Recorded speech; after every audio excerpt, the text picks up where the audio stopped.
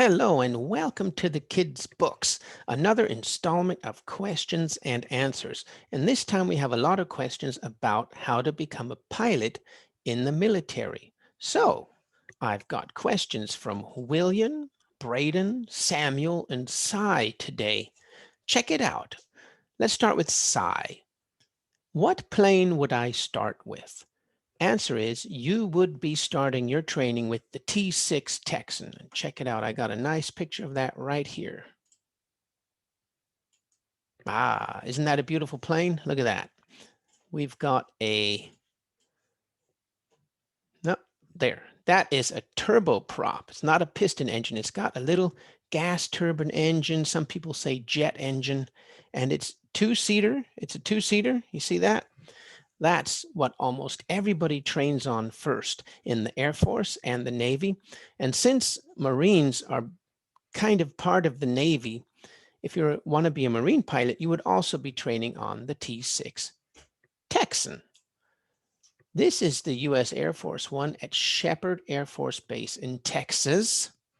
So the T6 Texan is aptly named. Don't you like that turboprop, man? That thing is powerful. These things are fun planes to fly. You would be starting with that plane unless you join the Army, where you would more than likely be starting with helicopters. I don't know much about that though, but everything else is going with the T6 Texan. That's the first plane you fly and learn to fly on before you progress to jets and fighter jets. And the first jet after that is probably the T-33 or the T-38.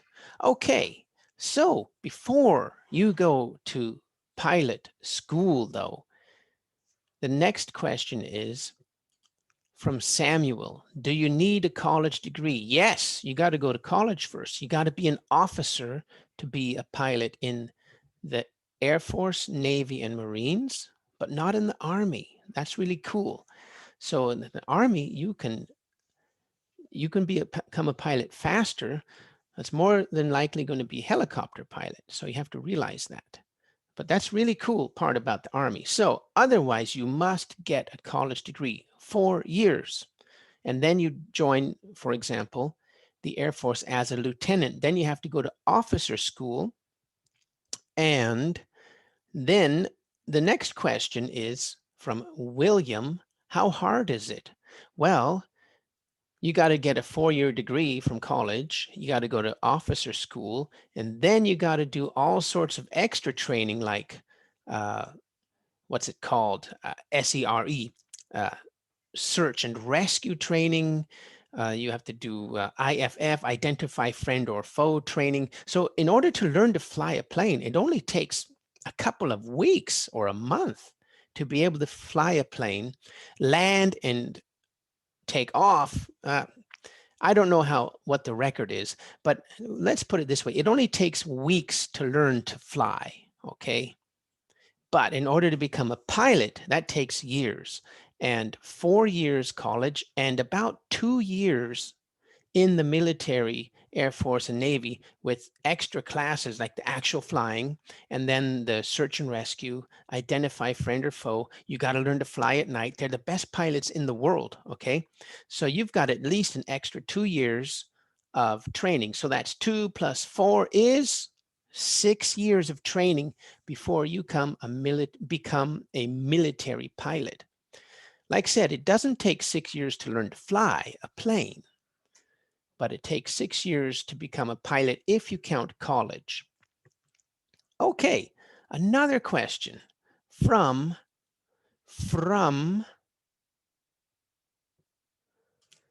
Cy. We had Cy. William. Braden asks us, can you be a pilot if you wear glasses? This is a tough one. If you wear glasses, you cannot be a fighter pilot.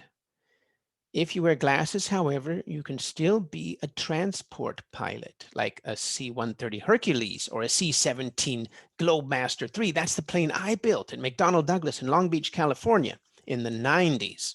It's the plane that also delivers the Navy SEALs everywhere.